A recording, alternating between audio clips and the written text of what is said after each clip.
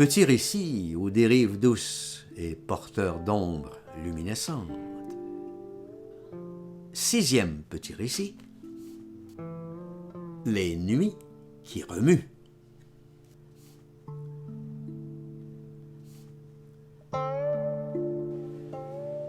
Depuis quelque temps, je me fais l'effet d'un vieux diplodocus tocard et morose, perdu quelque part tout au fond de la nuit du monde, alors que plein de proliférations avilissantes ne cessent de monter à l'assaut de ma vieille forteresse toute déglinguée. Voilà pourquoi mon regard se porte spontanément sur l'insolite arbre à soleil, illuminant ainsi mes dernières nouvelles des trous noirs. Et tel un Prométhée enchaîné et fort de mon codex mysterium, je songeais à la belle espionne aux yeux verts, quand nous marchions amoureusement sur la perspective Nevski, alors que planait dans l'air une neige d'une extrême légèreté. Et pourtant, une touffeur d'étuve me submergea comme nous croisions les demoiselles d'Avignon. Elle n'avait de cesse de proclamer tous les délicieux plaisirs de l'imposture émanant de l'immense et bizarre pouvoir du futile. Et pendant ce temps, une extraordinaire pluie mauve s'est mise à ruisseler sur le parfum incomparable du passé, me rappelant souverainement à quel point j'étais arrivé à la croisée des destins. Bien sûr, après toutes ces descentes aux enfers et ces années passées à souffrir du mal de vivre, il me fallait modifier singulièrement les règles du jeu et ainsi me constituer un invincible escadron blindé, de façon à ce que je puisse enfin compléter tous mes comptes pour buveurs attardés.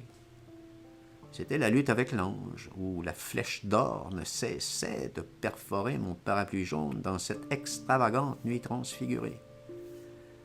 Mais le tragique dans tout ça, c'est que les implacables gardiens du temps, du haut de leur tour de guet, imposèrent une nouvelle doxa, où l'amour n'est plus, en définitive, qu'un chien de l'enfer. Or, c'était la nuit des Perséides. Et le dernier samouraï, triomphant sur son tas de morses mythologiques, pourfendait tous les misérables jocrins égarés qu'ils étaient sous les étoiles du Pacifique.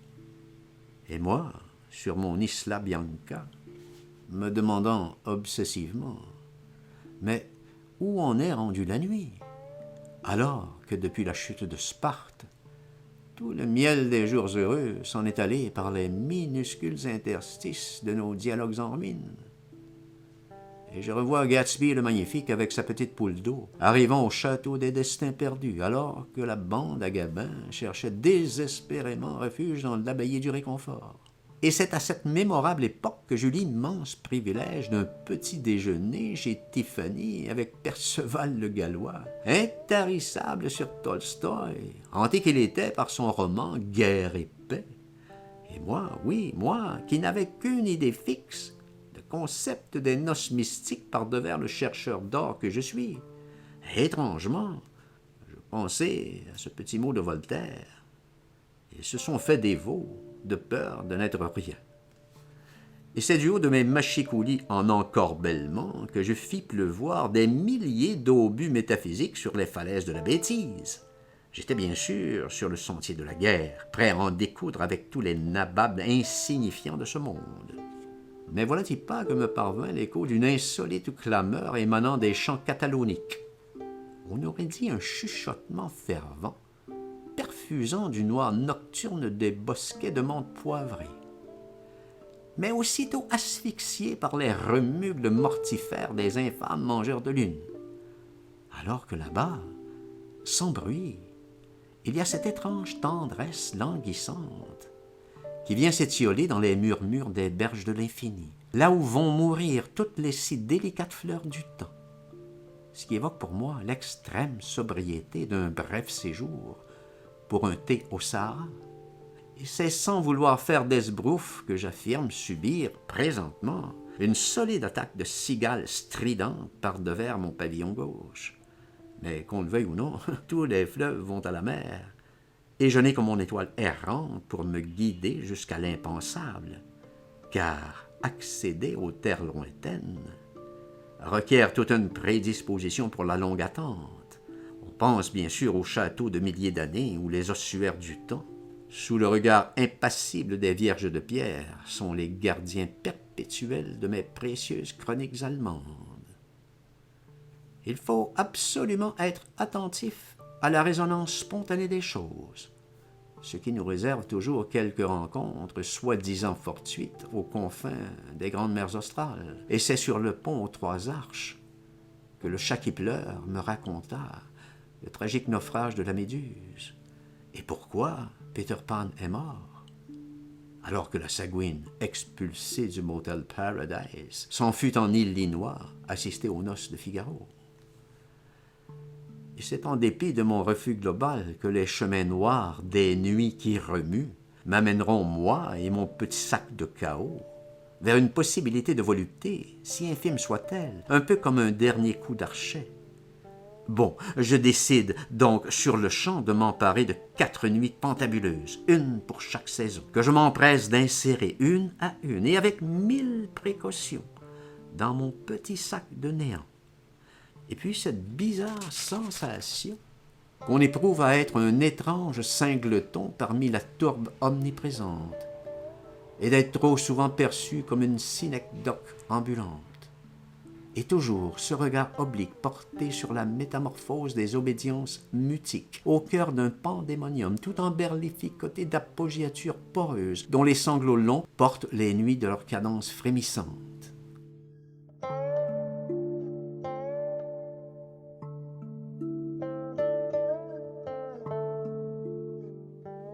Et puis ce petit mot de Heidegger. Mais où le soir guide-t-il l'obscure pérégrination de l'âme d'azur? Là-bas où tout est autrement assemblé, abrité et sauvegardé pour un autre levant. Et pourquoi pas cette autre fulgurance de Rimbaud? Je sais les cieux crevant en éclairs, et les trombes, et les ressacs, et les courants. Je sais le soir, l'aube exaltée ainsi qu'un peuple de colombes. Et j'ai vu, quelquefois, ce que l'homme a cru voir. Et que dire de ces chuchotis de coqueteaux, psalmodiant Salammbô face à la mer vineuse, alors que tous ne juraient que par le manifeste d'André Breton? Entendez-vous cette monodie obsédante et maussade, aux accents languissants rappelant les vieux de la vieille au temps de la guerre froide?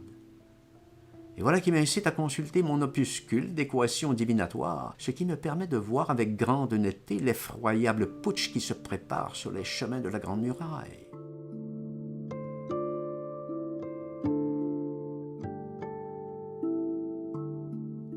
J'entends d'ici le souffle sulfureux des impitoyables persifleurs, annonçant l'Allali à venir.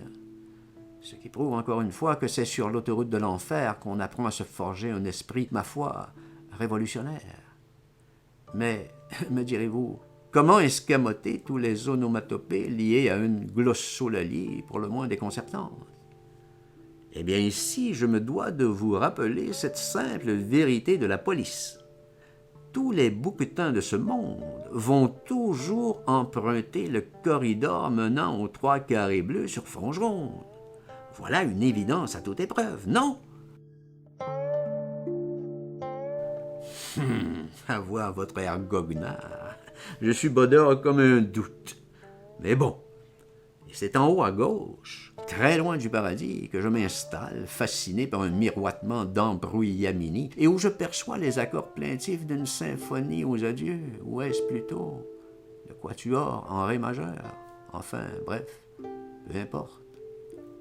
Et c'est tel un apax irréductible et doté d'un pouvoir médiumnique très perforant que je me laisse dériver vers quelque étrange contrée où la reine de Saba, portant l'étonnant prénom de Karen et en mezzo-soprano très aguerri, réussit à m'inoculer un envoûtement tel que je ne peux que sombrer corps et biens dans les abysses insondables des profondeurs nocturnes.